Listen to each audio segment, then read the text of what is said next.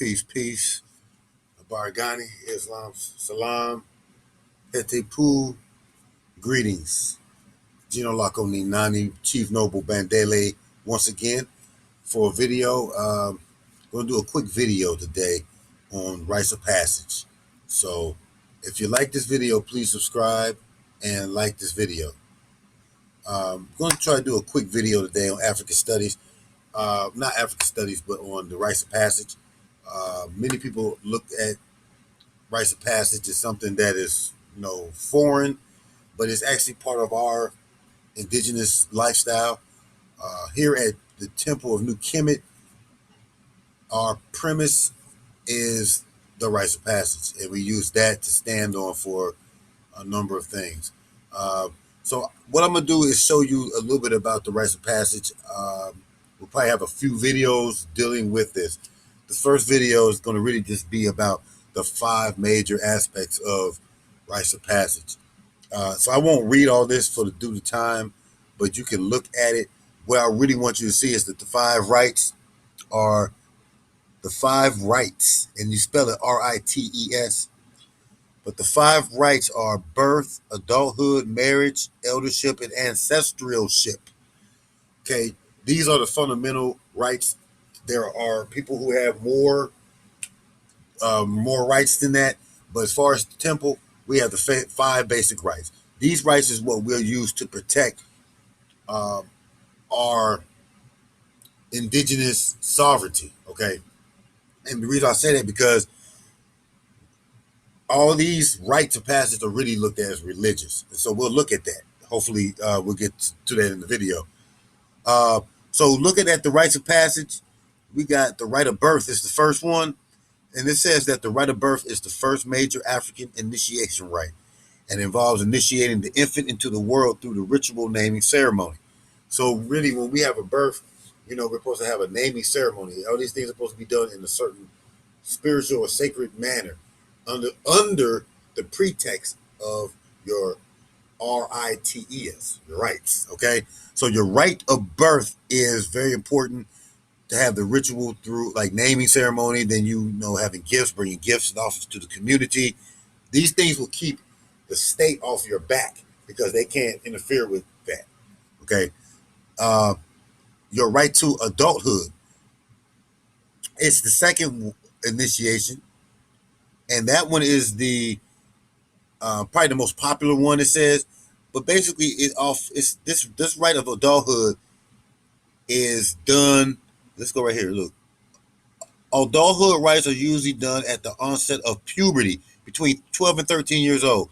So this is basically what Ashkenazi or whatever these Jews, so-called whatever, have bar mitzvahs, okay, or bat mitzvahs. So this is the equivalent of that. And that, like they say, that's probably the most popular one known. So, so it's important that in adulthood that you teach these children to become adults, and there's a certain rights so that they know what they're doing when it's time for their next rite, because these are all preparing them for the next stages. Okay, the next stage or the next rite is marriage. So after you become an adult and have shown to be an adult, then it's time to move on to marriage. Okay, and rites of marriage is not, like they say, it's the third major initiation. Okay, but it says right here, in other words, a marriage rites are performed for not only the coming together of male and female to procreate and perpetuate life. Okay, fundamental thing, they're coming together so that they can procreate and perpetuate life.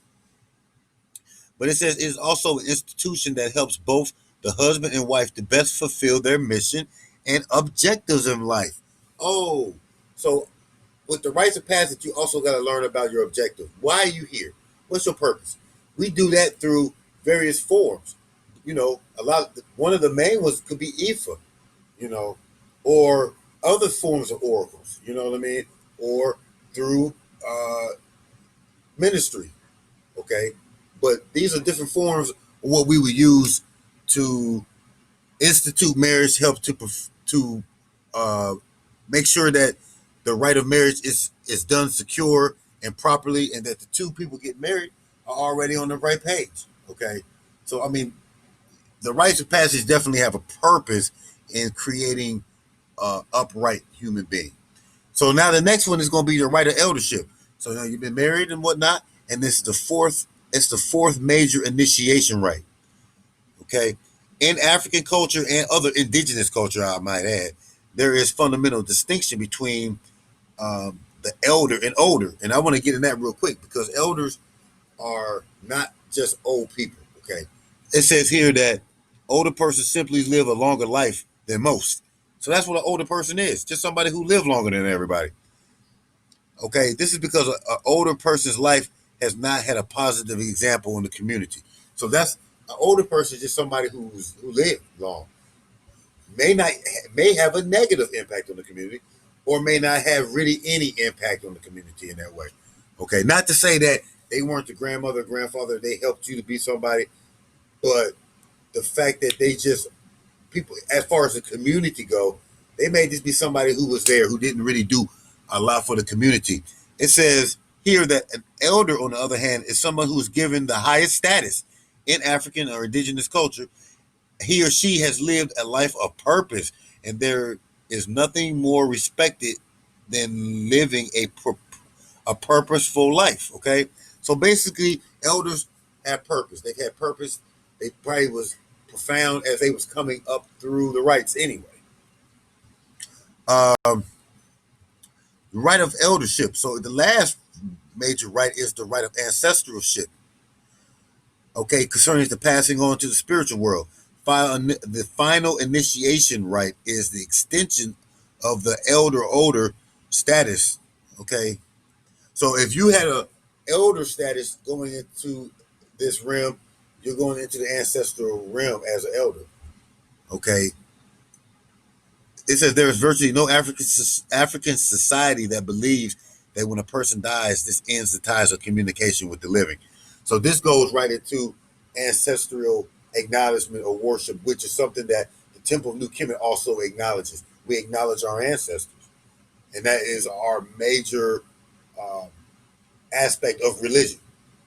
Is the honoring of the ancestors. Okay, so then you got practical applications, which the practical application for birth, it would be having a birth chart. Okay, and the thing about it is, I'm not going to go into all these like that. I'm going to leave it on the screen for you to look at. But every right is going to be paperwork behind it. All of them have affidavits, certificates, so that they can be recorded, and you can have record of these things, so that they can be used as evidence when needed to be shown or presented, maybe against the state or someone else that may need that as proof of something to show your religious affiliation. Okay. Now, the reason why it's the rites of passage is connected to the religious affiliation is because the rites of passage is religious. Okay, people don't like that word or maybe a term, but it needs to be termed religious so that it can be acknowledged by the state. Okay, and let's see if this come up. Um, this one right here should be about the bar mitzvah. If it pop up, you know. So okay, right here, we're gonna go through this real quick. This is the bar or bat mitzvah. Okay, this is the Jewish coming of age. It's the Jewish coming of age. Okay, for Ashkenazi. Okay, Ashkenazi Jews. Look, Hebrews, whatever.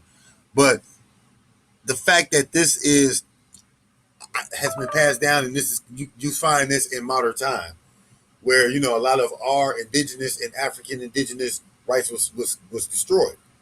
This is something that has been able to flourish in modern society. So this is why bar mitzvah or the bat mitzvah is important. This is Jewish religion. They're talking about Jewish stuff. Okay, this is, and understand that Jewish, when we talk about Jewish, we're not just talking about the people. So